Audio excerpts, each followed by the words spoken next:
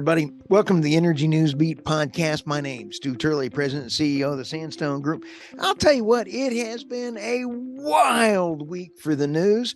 I have been in the Permian Basin at the oil show, the International Oil Show. It was phenomenal. I got to meet some absolutely wonderful folks. We have a lot of podcasts coming out of there. Talked to some great folks from Africa. So it's about elevating humanity out of poverty through low cost energy. So sit back and enjoy the show, share, like, tell your friends, tell your pets. And I am so excited. We'll see you again on Monday morning. Have a great day. Let's start off with Bill Gates. Stuns audience by denying there's a climate crisis. I'm going to just say this man's a chowderhead. Bill Gates, he's worth estimated $7 billion, and he is questionable on his business dealings. Quote unquote, Michael. There's a lot of climate exaggeration, said Gates at a recent event. The climate is not the end of the planet, so the planet is going to be just fine. Man, where did this come from? This is the same guy that was going around saying that we're gonna die and you got to eat bugs, and now we got to kill everybody. Well, also, wasn't he funding things to like cloud seeding? Wasn't he behind all of the cloud seeding stuff where they're going to shoot stuff into the atmosphere, nuke the atmosphere to save us all from climate change? Yeah, he's part of the World Economic Forum, and he wants to be all about control. And so he's bought a lot of farm. He's the biggest farm land owner in the United States, so he can control food. I'm serious. This guy, here's another quote. You can't have climate policy when one party's in charge, goes full of speed, and then stops cold. These are 30-year investments in steel factories. Hey, okay. My question is, so what's his incentive for saying this? You're right. He was trying, he's amassed this largest private farmland because he says that, conventional farming methods have a negative impact on the environment. He's come out and said climate change previously would be responsible for more human deaths than COVID. That was pre-2020. My question is, what incentive now does he have to say this? Now, he's a smart guy. He probably knew this all along. The question is, in my opinion, what financial incentive does he have now to make this decision? Is he now looking at funding other sources, like, say, is he in on compressed natural gas? Is he going to go buy all the stuff that's collecting vapors over landfills? We talked about the stuff that BP's doing. There, in my opinion, there's got to be some financial incentive. Follow the money. Pushing. Yeah, exactly. So my question is, it'd be interesting to see what investments he's made recently. He's made a couple of them, and they are not in the. I'm going to have more information on this, but here's where you have to look at. The head of the World Economic Forum said, "Oh, by the way, people are waking up and they're not taking the shots. We've lost control of the shots. We've also, hang on, dude, and I know, and we got to find a new way." Bill Gates is the tip of the spear. And I guarantee you, watch what he does. Okay. I see. Now, a shill for clout. Hey, let's go to the war here. Bloomberg estimates economic cost of the Iran-Israel conflict. Again, I just want to say our hearts and prayers go out to the entire area on this. Here's the worst case scenario. The world would be plunged into a recession and lose $1 trillion in GDP. Right now, Michael, 1 trillion in GDP spread out between the countries. Countries are on the edge because of printing money. You know how I feel about printing money. And we are facing already. Here's a couple quotes in here.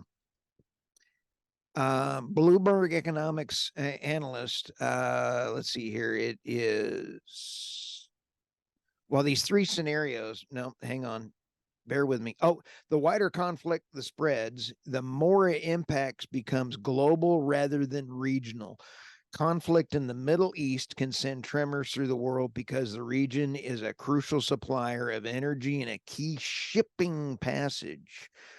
And one other key in here for another analysis. The spare production capacity in Saudi Arabia and the UAE may not save the day if Iran decides to close the Strait of Hormuz, through which 1/5 of the world's daily oil supplies pass. There'd also be an extreme risk-off shift in the financial markets. I mean, okay, so to answer the question, what's the worst case scenario? That right there. Yep. The closing of the Strait of Hormuz would be horrible in terms of short-term oil prices. Oil's at 87 now. You'd see 100, in my opinion. Absolutely. And here's, and I talked they say about 150. Maybe, I don't know. It would be a lot. Term. You'd see I a don't large jump. I talked about this, the trifecta of retro, and I've talked to several other experts over the weekend.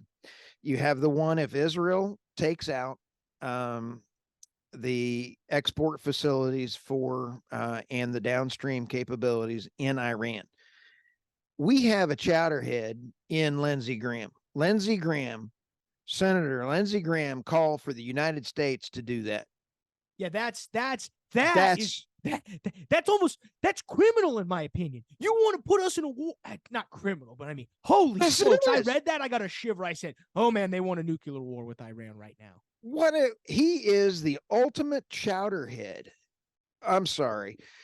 Anyway, okay, so if that happens, step one, because they've sold $30 billion worth of oil just to China, but they now have over 70 billion in their coffers. The only export they have is oil. So that's a lot. So now if Iran counters and they mine the Strait of Hormuz, that is huge. Those two items are going to cause, those two single items. Here's the other third piece of this. You and I talked about this a little bit, and that is they're in the Club Med. A little bit more data on Club Med. The Leviathan field that Israel is really got some, they've got production out of, and it goes to Egypt. The Egypt natural gas has spare capacity in order to export LNG. What's going around the rest of the world with LNG? Very, very important. So the only way for Israel to ship natural gas to the market is through Egypt. Here's a really big issue.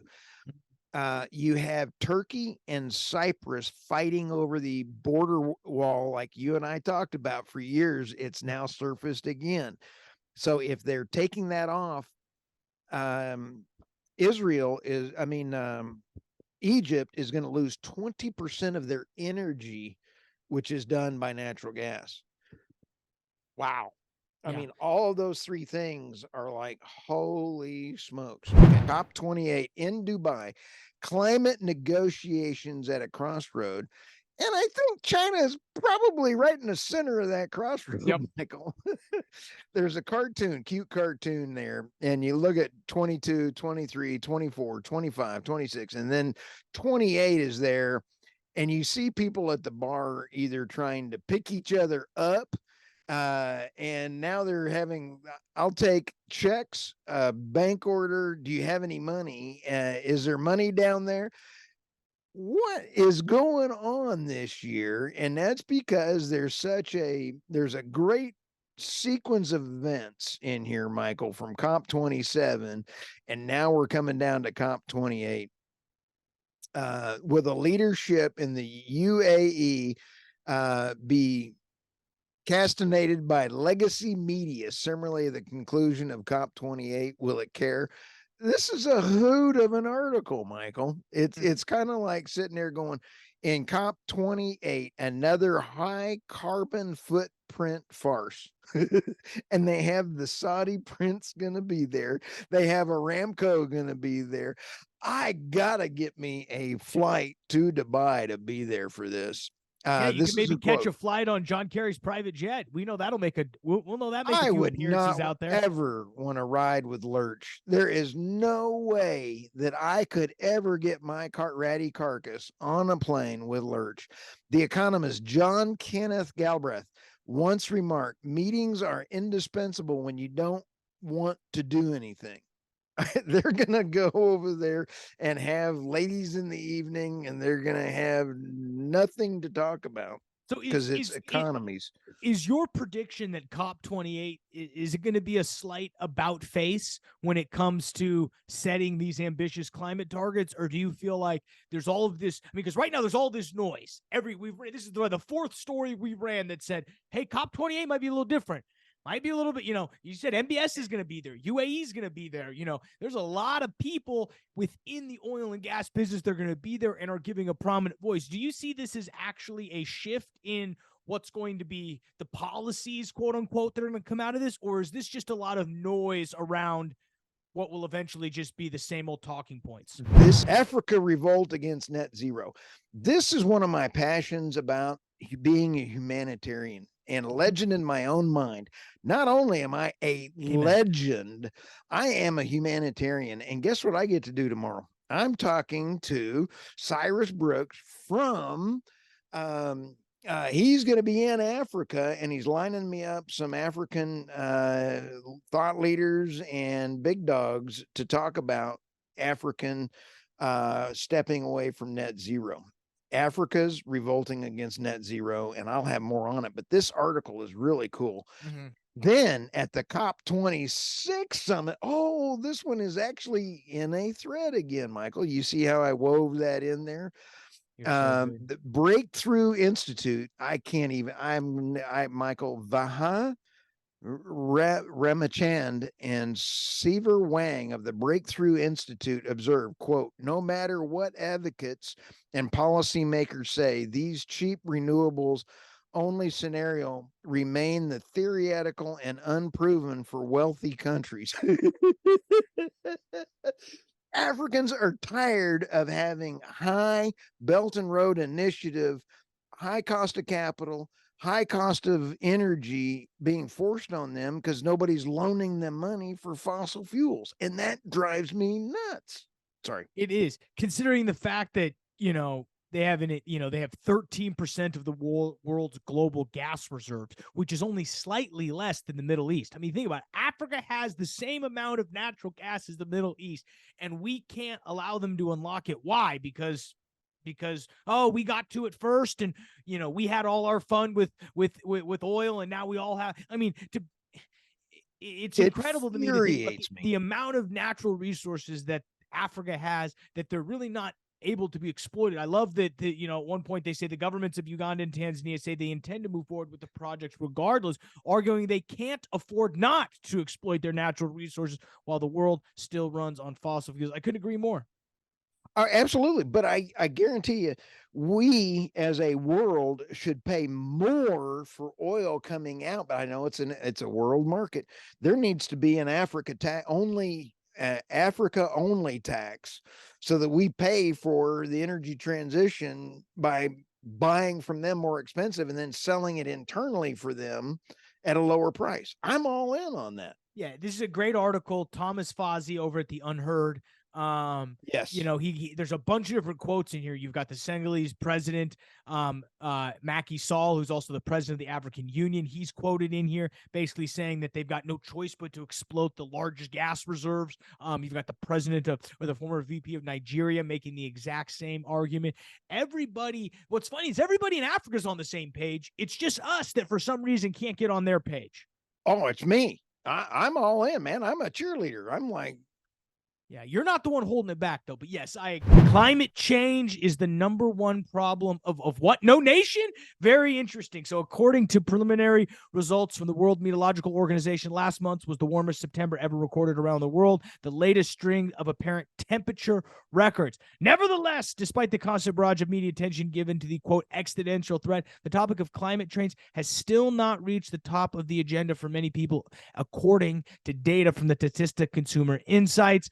According to that statisticist Catherine Buchholz, none Respondents in none of the 21 nations covered by the survey collectively rated climate change as the most important problem for their own country when asked to name the issues of the world's business significance. You can find more of this info at Statistic. Switzerland comes in the closest, with climate change being named as a severe issue, and the second highest number of respondents behind rising prices and inflation. It was lowest in Poland and South Africa. United States was actually an outlier, only 30%. So people are starting to wise up here.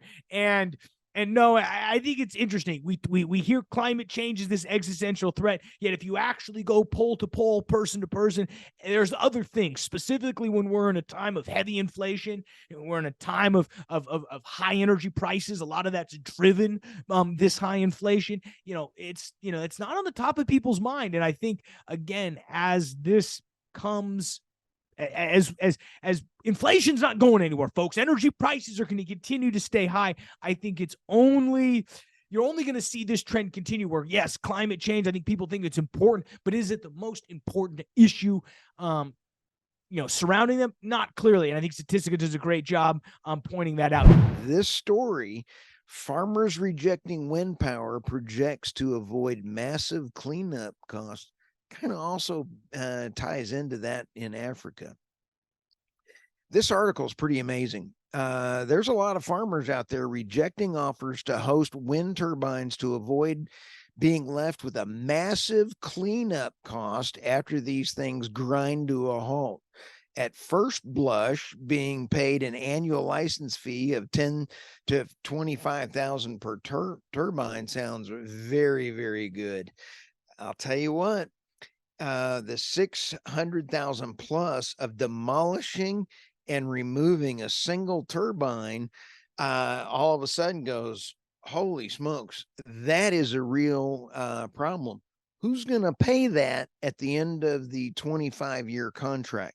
Most contracts are around that 25-year mark. It is already coming out.